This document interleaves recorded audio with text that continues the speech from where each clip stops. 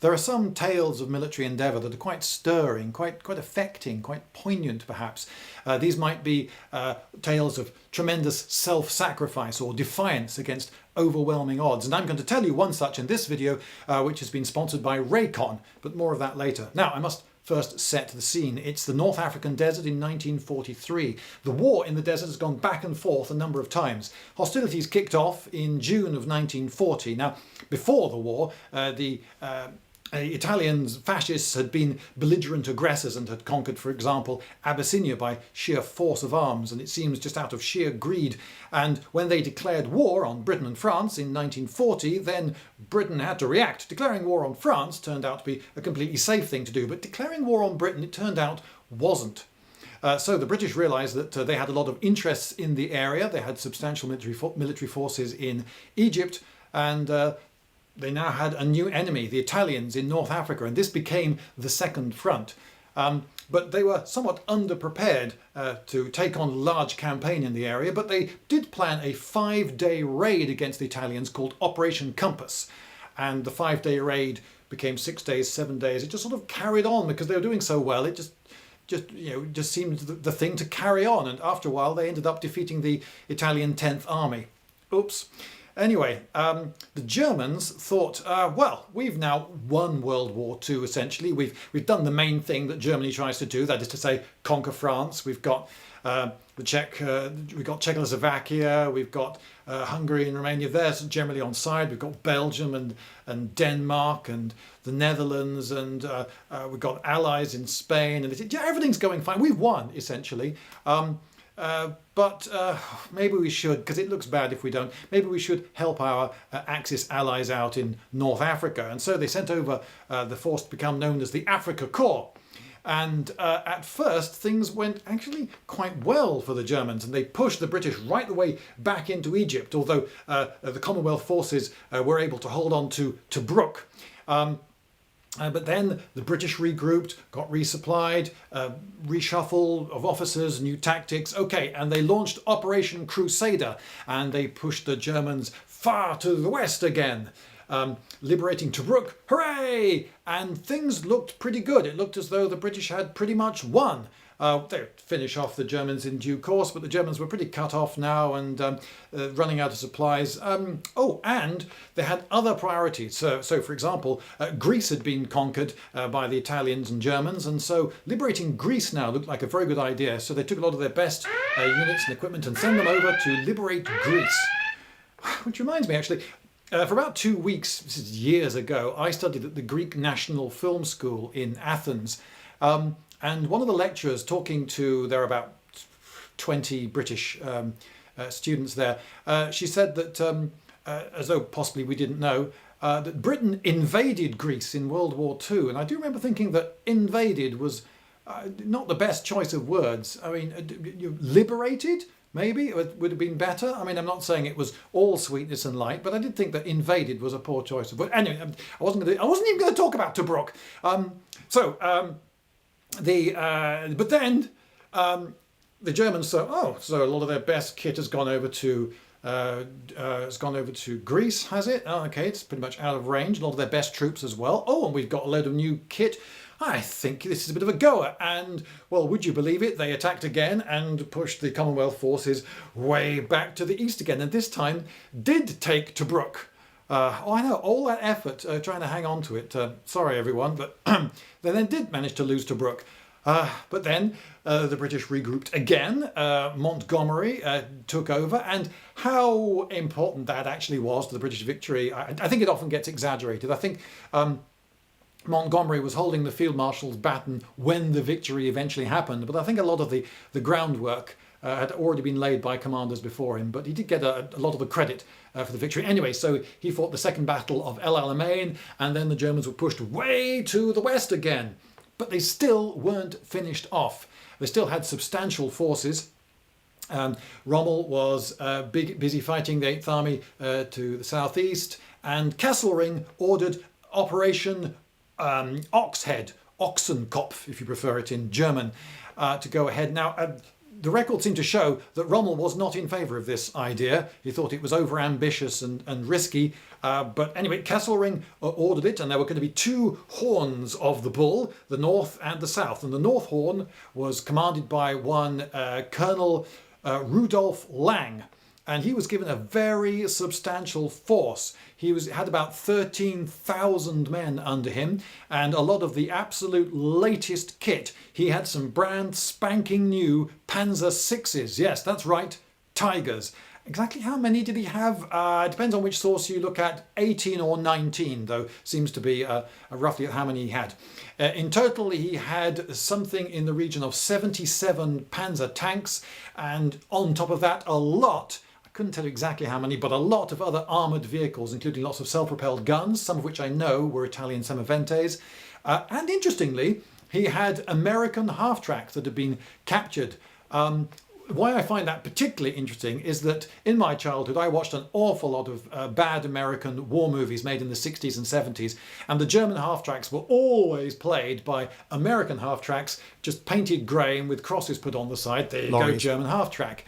And you think, yeah, it's very obviously an American half-track. Looks nothing like a 251 Hanomag, but actually, the Germans did have some of those, though it's clear even from black and white photographs they were not painted grey. This was North Africa in 1943, and no, they didn't put crosses on lorries. That was a tank recognition symbol. But never mind. The Germans did actually have some M3 American half-tracks. And so he had a huge column of well-equipped, well-trained troops. He had the 21st Panzer Division with him. He had the 10th Panzer Division with him. He had the famous 501st with their Tigers. So, these were first-rate units with the latest stuff. And unusually for the Germans, it was almost all motorised. And with this huge column, he was going to head to take the town of Béja.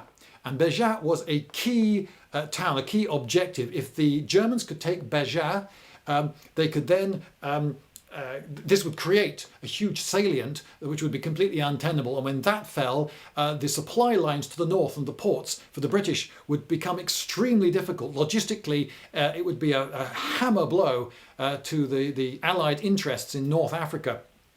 I should have mentioned, by the way, this is after Operation Torch. Which explains the presence of the American half-track. So when was it? November 1942, the Americans joined the war in the West, landing in Morocco in Operation Torch, which sort of meant that the clock was ticking for the Germans, because with the Americans involved, more and more munitions and men were arriving every week, and so the longer they left it, the less chance they would have of victory. So you could perhaps understand Kesselring's decision for this bold roll of the dice, but maybe he could make a lightning strike to the town of Béja and cut off the Allies from a lot of their supplies and ports, and maybe this could win the wars for the Axis. So a lot was at stake, and the force that he selected was, as I say, fast, motorized, and with the latest kit. So this force could move quickly and hit hard. So it was with some reasonable expectation that he could get to the town of Béja, but you would have to go through what's known as Hunt's Pass. Hunt's Pass was something like 20 miles long, and was the only viable tank run in the area to get from the town of Matur to Béja. And that apparently is why Rommel really didn't like the plan. He thought that was just too big a risk to take. But anyway, sometimes when things get desperate, you have to roll the dice, and that was the plan on the German side. Now, the defender in a situation like this has a big disadvantage. Even if he's got greater forces, they have to be spread wide and thin, because the defender doesn't know where the hammer is going to fall. Part of the defence for the British was the 172nd Field Regiment of Royal Artillery. This had, in the standard arrangement of the time, 3 batteries of 8 guns, and each of those was divided into 2 troops of 4 guns. These were 25-pounders. This was not, I feel I need to stress this was not an elite unit by any means. It was a hodgepodge unit like countless others in the British Army that had been put together, in this case from territorials, from coastal batteries, from conscripts. They hadn't had a huge amount of training, and they hadn't got off to a brilliantly good start either, because they as some accounts put it, went for a swim in the Mediterranean. That is to say, the ship they were arriving on was sunk by a torpedo and they lost all their equipment. Very few of them died, thank goodness. They were picked up in boats and they made it ashore, but they then had to be given new equipment. This was not a highly trained unit. This was not a unit that had gone into action ever. It had no experience. And it was not a unit that you would expect great things of. I shouldn't go too far. I'm not saying that it was a dregs unit or anything like that, but it was a very ordinary unit being attacked by pretty much the best that the Germans had to throw at them. So, the 3 batteries were not all in one place because the commander, Brigadier Graham, he didn't know where the hammer was going to fall, so he put his 3 batteries in 3 different places, hoping to cover the front as best he could. And in support of 155 battery, later, for reasons that will become obvious, known as the glorious 155 or the VC battery, they were defending a place called Sidi Nsir, which was just a tiny cluster of stone Arab hovels and, importantly, 1 railway station. It was the railway station that serviced the railway line that went along Hunt's Pass. And so that was where, though nobody knew it at that point, that was actually where the hammer blow was going to fall. Now, a lot of accounts, they want to sort of revel in the degree of mismatch between the 2 sides, and so some of the accounts actually completely ignore the fact that 155 battery wasn't totally alone. With it, there was, in the area, there was a battalion of 5th Hants, that is to say, the 5th Battalion of the Hampshire Regiment of Infantry. These were also not tested, not well-trained troops, but they were there, and they were the buffer at the front. They had a forward base at Sidi Nsir, and they were the first troops to encounter the oncoming enemy. February the 25th, 1943, all seemed pretty quiet. There was a conference of officers of 155 battery that spent 2 hours looking through binoculars, scrutinising everywhere they could think that the enemy might be, and they saw nothing. The Germans had kept this attack very well covered. But at night, the forward units of Hants encountered some of the enemy, and there was some stiff fighting and had to fall back. And a lot of what are called Verey lights. Verey was an American, actually, he got the pistol named after him. His name is actually V-E-R-Y, Verey, and yet the pistol is often V-E-R-E-Y, I suppose just because it doesn't look like the common English word very. But anyway, a Verey pistol essentially was a flare gun, and they were commonly used for launching coloured flares into the air. And the Germans were launching quite a lot of these, and so that was a bit disturbing. But of course, sometimes a large number of flares is just a big decoy. You don't know that it means anything, but it did. At 6:30 the following morning, on the 26th, the mortar bombs started to rain down. And in some accounts, the first mortar bombs are actually falling on 155 battery. My suspicion, and I'm doing a bit of reading between the lines here and looking at different accounts, is that the very first mortar bombs probably actually fell on the 5th Hants. But very soon they were falling on the guns of the forward battery, the forward troop, I should say, which was F Troop of 155 battery of the 172nd.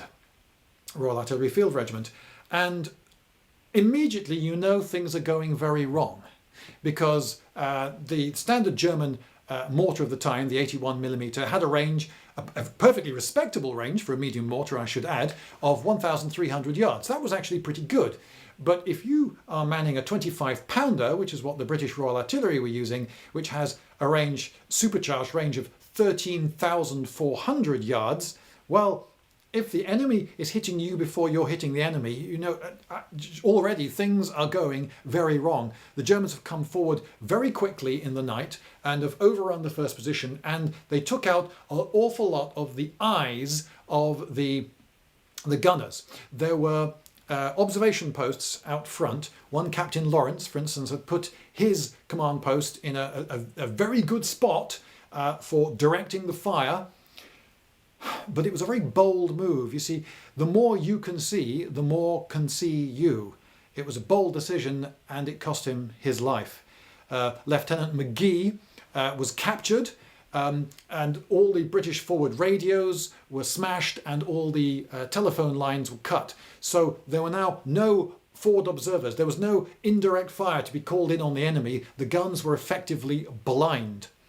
And the first time they were engaging with the enemy proper, they were doing over what sometimes referred to as open sights. Normally a 25 pounder is angled something like that when it fires, to lob a shell high into the air at a target which is unseen. But they had to fire directly at the enemy, aiming their guns like an ordinary rifle. And this was something that artillerymen were not used to, not trained particularly much to do. And if you're opening a battle, having to fire over open sights, and you're being mortared, and you're an artilleryman, straight away you're thinking, wow, this is not how it's meant to go at all. We're supposed to, yeah. So the mortar bombs are raining down thick and fast and causing casualties. The Germans have clearly zeroed in their mortars pretty well and have observed targets. Now, this story of the unit that got destroyed was kept secret. It was Lord Milne who stood up in the Houses of Parliament some while later, who complained to Parliament. He was allowed to talk openly about things that were secret for the general public. This was before Parliament was televised. And he complained that there were some actions that had been kept secret that should not be kept secret. And this was one of them. This was an action that he thought that the British should be shouting from the rooftops, not sweeping under the carpet. It was, as you're going to learn, a crushing defeat for the British. And yet he thought that it demonstrated something stirring and wonderful, and that the British public should be let in on it.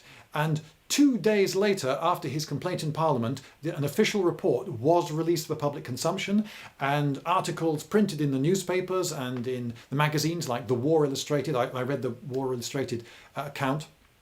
Always, when you read something like a War Illustrated account, you must remember this was written for public consumption at the time, so it's not completely reliable. But it does get a fair number of facts right.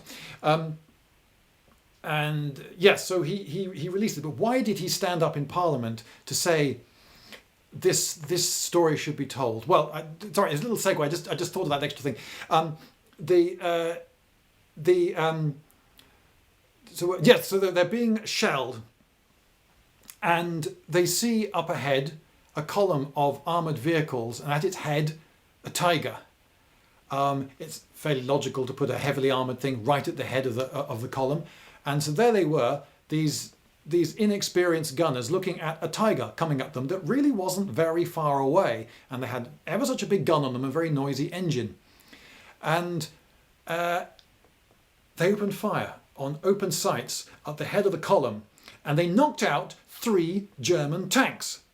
And just about every account agrees that these were knocked out at a very convenient position, because there was a minefield, a British minefield that the gunners would have known about, and just as the road went through that minefield was where they knocked out the tanks, blocking that road, so any other vehicles having to pull off the road to go around would have to go into the minefield. None of the accounts, however, makes it clear whether this was luck or judgment. Did they deliberately hold fire and wait and only open fire when the tanks were there, hoping to block the road at precisely that point? I don't know. But anyway, they did block the point. And of course, this then held the Germans up for some while. But the Germans still had overwhelming numbers and were still determined to come forward. And that's what their orders were. Messerschmitts attacked out of the blue. Bf 109s, 8 of them, strafing the ground with 2 centimetre cannon and lots of machine guns, and dropping the odd bomb as well. These ground attacks were extremely effective, and they could attack with almost total impunity. The British just had a few Bren guns to shoot back, and amazingly did score at least 2 hits. There were 4, I believe, claimed and 2 confirmed Messerschmitts shot down with Bren guns. But the damage was horrendous. Loads of the gun crews were killed. Clearly the pilots had spotted where the guns were and strafed each one in turn again and again. The Bren guns really didn't keep anyone very safe. Yes, they did shoot a couple of them down, but it didn't stop the others from attacking.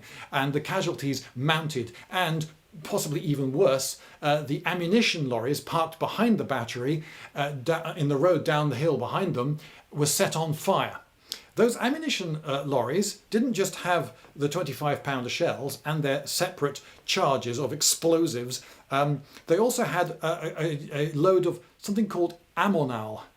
I'm not entirely sure how to say it. It's a type of explosive. I'm not very familiar with it. It was used in some grenades and mines, I know, by the British.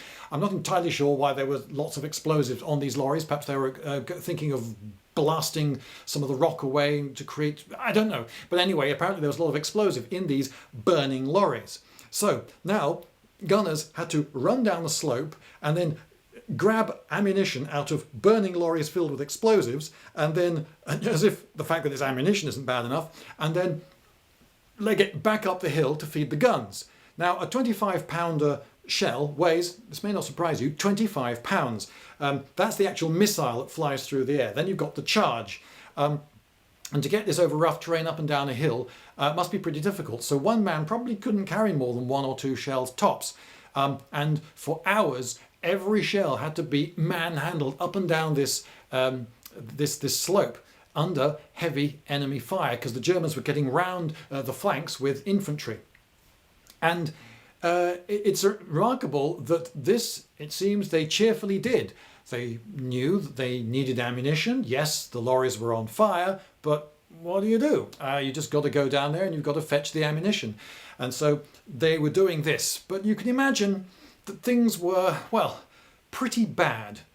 Now, the commander, Brigadier Graham, he showed up to inspect the goings-on, and this involved going down to the forward guns. There's about 800-yard path leading down to the forward guns, and that was being shelled with one German shell coming in roughly every 3 seconds. Yes, they were under that heavier fire. But anyway, he got down there and he inspected the various guns, and it seems that what he found were cheerful crews, absolutely defiant. He was particularly impressed by the number 1 crewman on each gun, and he found that the lieutenant and Sergeant Henderson, who was on the number 1 gun, which had been sighted specifically for looking down the road and taking on enemy vehicles, he found those 2 men to be not just cheerful, but an absolute inspiration to the men. He found them to be defiant and willing to carry on the fight.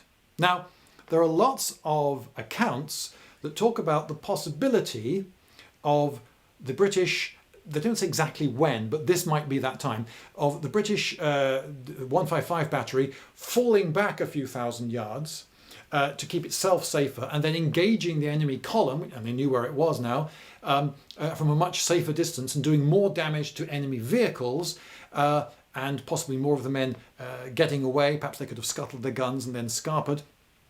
They could have kept themselves relatively safe, but the prevailing mood was that their job was to support the infantry, and the infantry was trying to delay the German advance as much as possible.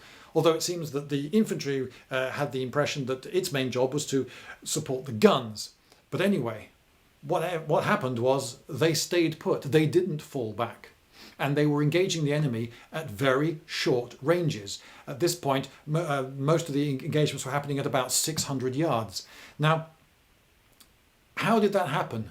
Was it that a decision was made not to fall back, or was it that no decision to fall back was made? I don't know. None of the accounts I've looked at record this, but anyway, we know that they didn't fall back. Did it just sort of happen? There weren't many officers there. There wasn't much time. But anyway, that was what happened. They kept to their posts. And now another German attack came at them. This time 30 tanks and self-propelled guns and lots of lorried infantry attacked the flanks using, most of the time they were out of sight and couldn't be shot at because they were using hills for cover, and they got round the sides. They were able to displace a lot of the 5th Hants, and they surrounded them, they were just 600 yards away, and cut them off from those ammunition lorries. So now there would be no more ammunition. So they have no air cover, they have German aircraft strafing them, they're running low on ammunition, they know they won't be getting any more ammunition. A very large number of the gun crews at this point are dead already. but it seems that no one was complaining. Specifically, the wounded weren't complaining. And now you might say, well, yeah, it would never make it into any of the accounts that some of them were very grumpy and complaining. That wouldn't make it into the accounts. And yes, I agree. If a couple of the wounded did complain, I think it probably would be left out of the accounts. But I can actually believe it. I've heard doctors, I've got quite a few friends who are doctors, talk about how if patients are complaining, it's actually sort of a good sign, because when they stop complaining, that's when you think, oh, they've really taken a serious turn for the worse. They're now in perhaps really serious pain, that their attitude changed. There's a time for complaining, and there are times when you're going to get serious, and maybe you have to get peace in your mind and start to accept that a certain fate is now befalling you. And if you are wounded in this sort of situation, you know you can't run anywhere, so you may as well just try to make things easy for those around you. And it's an opportunity to shine, isn't it? It's an opportunity to show that actually you can take it and can stay cheerful, or even just contemplative, just not complain, not make life difficult for those around you. And you know exactly how difficult life is right now for those around you. I can believe perhaps that it's true that the wounded really didn't complain. Now, this attack went in at about 3 o'clock. By about 3:30, the Germans looked at their situation and they thought, well, it's all over. Now, we've got them completely surrounded and cut off. They've got no more ammunition supply. A lot of their infantry support has gone. It's over. They'll probably just crumble. Maybe a lot of them have fled anyway. Perhaps they're scuttling the guns even as we speak. They're probably all ready to throw their hands up. Yeah, pretty much, job done. We can probably carry on from here. But they were wrong. They launched another attack. And I'll tell you what happened next after a word from the sponsor.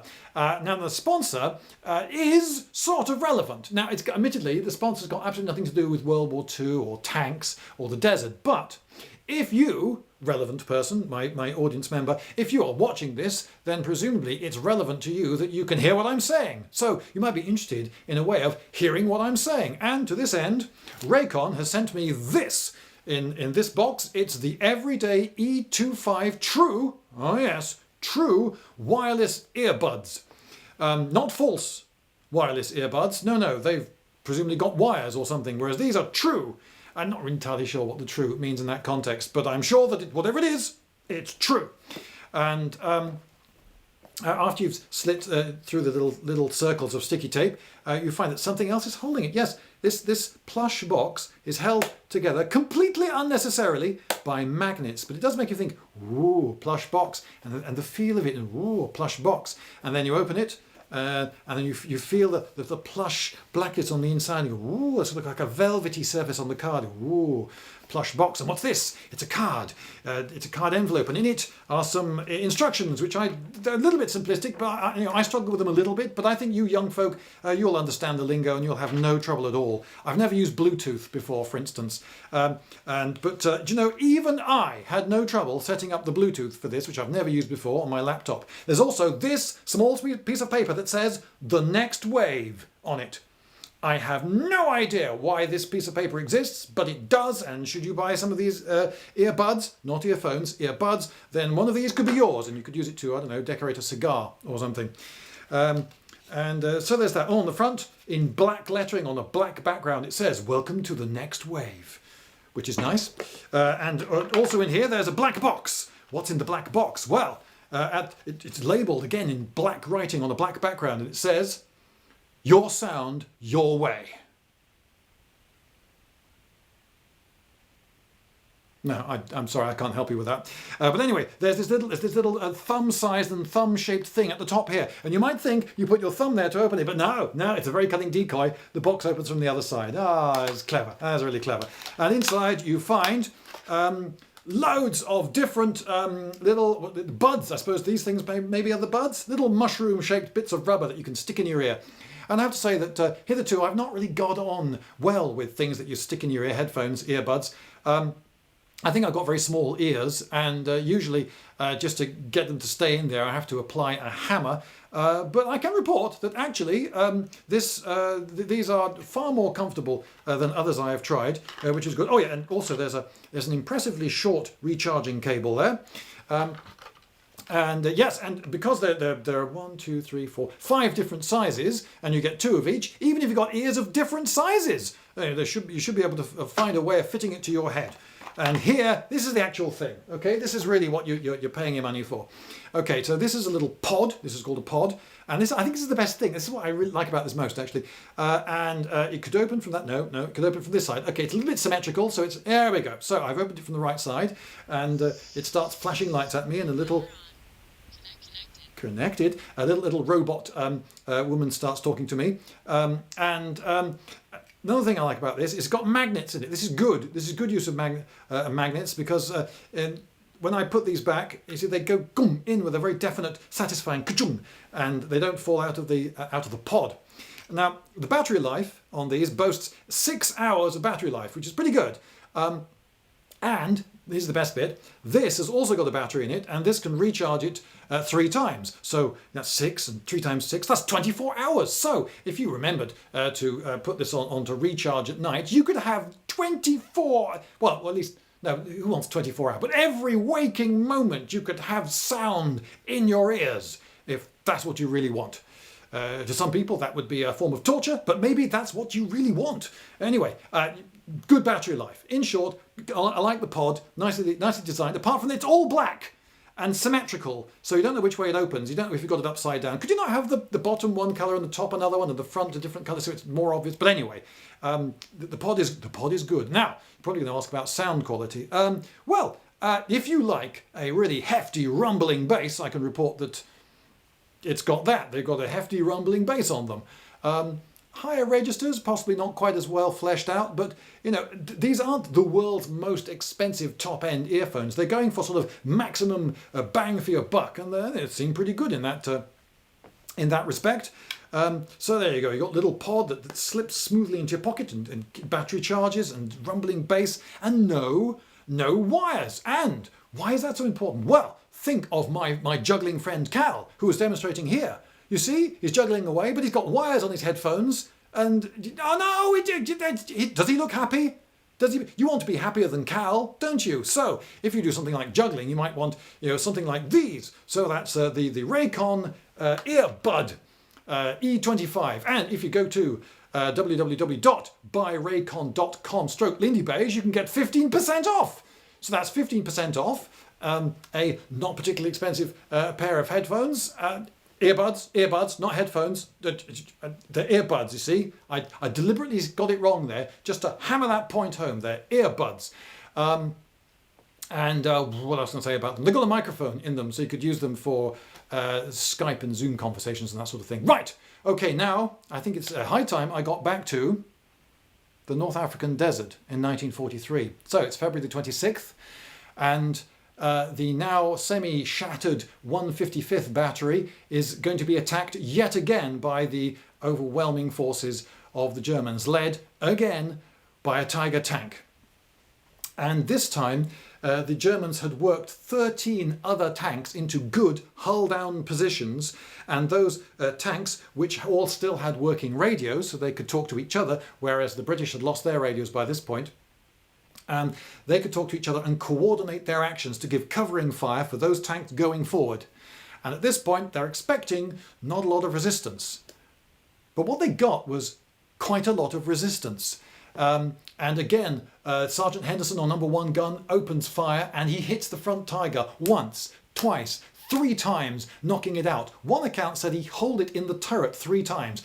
I can't confirm that, but anyway, he knocked out the lead Tiger, probably with 3 hits. A Panzer IV tried to get round it, that got knocked out. Another tank tried to get forward, that got knocked out. Again, the Germans have had a bloody nose from these 25-pounders. Hurrah, you might think. But these 25-pounders are really not very far away, and they're firing over open sights, which means that they can see the target and the target can see them. Their positions are now very clear to those 13 hull-down and well-coordinated German tanks. Those coordinated tanks then picked a target, and they then fired at that target until that gun was silenced, and they moved on to the next. The British carried on firing. A number of accounts talk about how the gun crew of one of F Troop was singing a popular song of the time. It had been in the hit parade just the year before. It was called Praise the Lord and Pass the Ammunition. Praise the Lord and pass the ammunition and we'll all stay free. And they were singing this just when their gun was hit and they were killed. So it was a gallant, but you might say forlorn defence. The guns fell silent, and the Germans, though, had been given yet another bloody nose and again had to pause to regroup before going forward. They were not expecting that level of resistance at this stage in the fight. At 5:30 they came on again.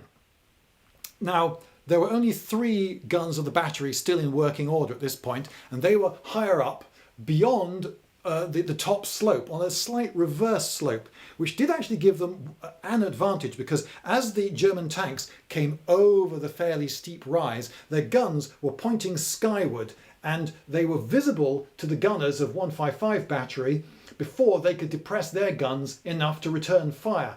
And so they were getting hit, and there are more guns still resisting us, so some of them would then pull back. It was a very difficult thing keeping these tanks back, because most of the gunners were dead by this point, and one officer, the last sole remaining officer of 155 battery, had cobbled together his loyal batman, a few fitters and a load of cooks to man the 3 guns. But even then they still didn't have really enough men to man all 3 guns. So what they were doing is they were seeing a threat, running over to the best gun to deal with that threat, crewing that gun for a bit, seeing off a tank or 2, firing at some infantry, keeping their heads down, and then seeing another threat over there, getting up and then running over to that gun and doing what they could. They also had a couple of Bren guns as well to support, but it was a desperate defence. I can't tell you how many German tanks were knocked out at this stage, not many, but I think at least one. And again, they were able to see them off. And during the fighting at around this stage, they were able to send one signal back. They couldn't, there was nothing of military use. They didn't have any spotters that could signal them. They had no radios, but they did have one Morse line to regimental HQ. So even though they couldn't receive anything of tactical value in the fight, they could at least relay something of what was going on. And their last message was, the last full message was quite short and to the point: tanks are on us. And you could imagine that on receiving that, regimental HQ was probably thinking, okay, the end is pretty close.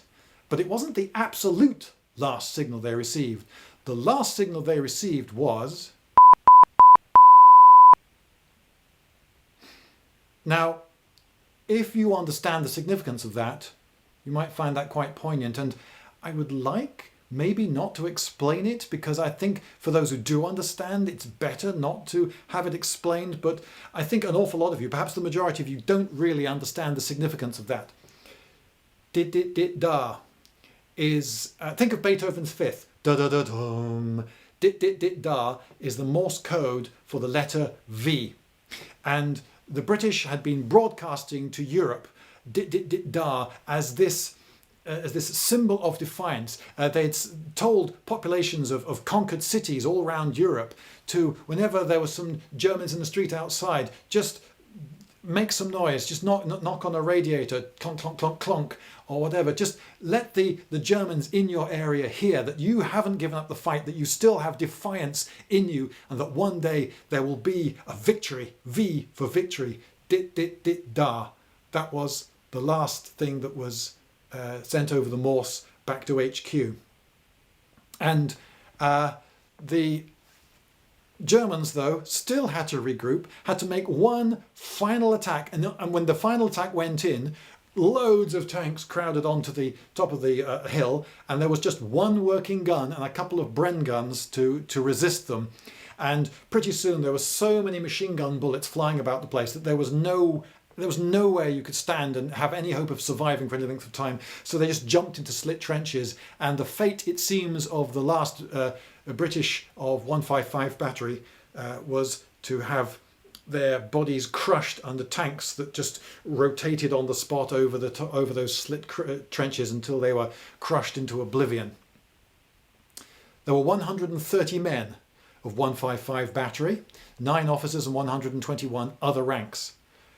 Of those, 9 made it back to their fellows. I read the account of one of them. It took him 4 days in freezing cold weather and heavy rain. He had just 1 bottle of water and 1 chocolate bar.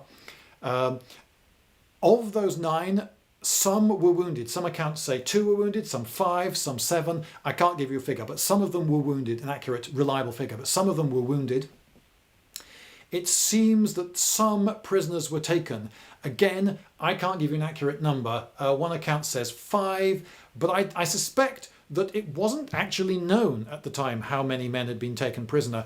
When a unit like that just gets annihilated and a few stragglers run away, they wouldn't know exactly how many men were taken prisoner, but a number something like 5, one of whom, you may be glad to know, was Sergeant Henderson, who made a full recovery in a prisoner of war hospital.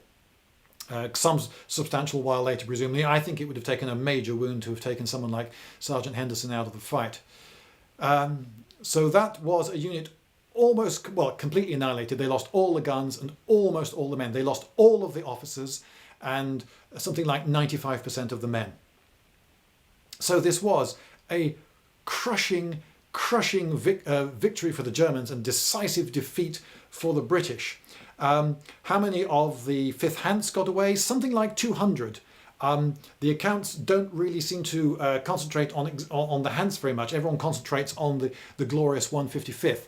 But my guess is that when they saw the game was up, they legged it, thinking that the guns would perhaps be scuttled. And I can't imagine anyone blaming them for legging it, by the way. The distances recorded for those last battles are farcically short, from 50 yards to 10 yards. The edge of the ground where the tanks were coming over was about 50 yards away, and they were also engaging the enemy at a distance of 10 yards. Now, when you're an artilleryman, you imagine that all the lethal splinters thrown everywhere by your ordnance will happen thousands of yards away and never bother you. But just think how terrifying it is to fire over open sights a 25-pounder at something that's just 10 yards away. You are in danger from your own ordnance. All the flying metal of the exploding shell on the front of that tank is going to be a threat to you. And the noise, the incredible, almost indescribable noise. Terrifying, and yet that's what it came to. I was reminded actually of this entire action, which what made me think of making this video when I recently reread the war diaries of Spic Mulugnan, the well-known typing error, who was a gunner in North Africa, who wasn't involved in this action, but he later drove past where it happened and mentioned it in the book. And he described, being a little bit poetic, saying that they fought to the muzzle, but actually 10 yards is virtually to the muzzle. I imagine if a tank really were literally at the muzzle, it would just be too dangerous to fire. You'd just kill yourself. It was a defeat. Or was it? Why did Lord Milne think it was so worth talking about? Well, the German advance, in order to be successful, had to be fast. And they had held out from 6:30 in the morning to 6:30 in the evening. They had held out for 12 hours. And the Germans had so much licking of wounds to do, so many repairs to damaged vehicles, so many units to bring back in and sort out, that night fell and they didn't get anywhere further that night. They had to advance the next day. That one day's grace was not wasted. Brigadier Graham, knowing where the German advance, knowing where the hammer was going to fall, if you like, he knew exactly where to put his guns. And he had an awful lot of gunners. He had 2 batteries of gunners who were very keen to avenge their fallen comrades. And he made absolutely sure that there were lots of eyes on that valley. He put observation posts all the way down it, and with good radios and with telephone lines, duplicate telephone lines in case one of them got cut. And he was determined to pound the hell out of that column as it came on. And it seemed for a while that God was also on the British side, because it was raining very heavily, and this created mud which slowed the Tigers down even more. Unfortunately, there was also fog, which made it very difficult for the RAF later to join in. But eventually the fog did clear and the RAF joined in. And as the days went by, the brigadier was joined by more and more forces. There were 2 batteries of 5.5-inch medium artillery joined him. Units of Churchills from the Royal Irish Horse Guards joined in. And the RAF with ground attack Hurricanes armed with 2-pounder pom-pom guns, 1 on each wing. And people often say, oh, these ground attack things weren't very effective. The rockets, for instance, launched by them were very inaccurate, those 8-inch rockets. And yeah, they were fairly inaccurate. Only about 3% of them actually hit anything useful. But these pom-pom guns were actually hitting about 25% of the time. And if you just make strafing run after strafing run on a column of vehicles, you will eventually hit a fair few targets. And that column was pounded into dust. After 10 days trying to get up this narrow pass, Hunt's Pass, Laing eventually threw in the towel and turned tail and hobbled back, having lost all but 5 of his tanks and having lost 60 other armoured vehicles and countless lorries and soft tops, as they were known. And the entire attack ground to a halt. So Operation Oxhead was a failure. And it was a failure largely because 1 battery of artillery sort of sacrificed itself, bought its comrades a day in which defeat for the Germans was made certain. So they didn't die, those men, for nothing. And years after the war, a commander of the Africa Corps talked to Brigadier Graham, saying that actually that was the day when the fight went out of the Africa Corps. That was the day when psychologically they thought, oh, okay, yeah, we have lost now. It's just a matter of time. And just 2 months later, the Africa Corps surrendered. 250,000 soldiers were taken prisoner.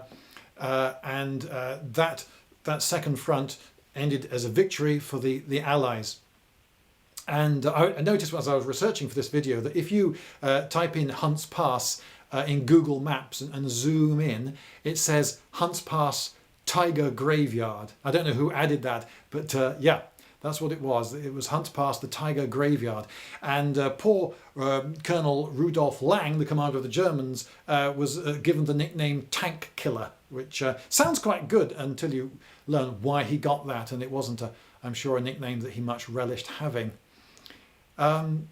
So there you go. It was a sacrifice. It was sad. It was heroic, but it was worthwhile as well. And this puts me in mind of a Zoom call I had a week or 2 ago.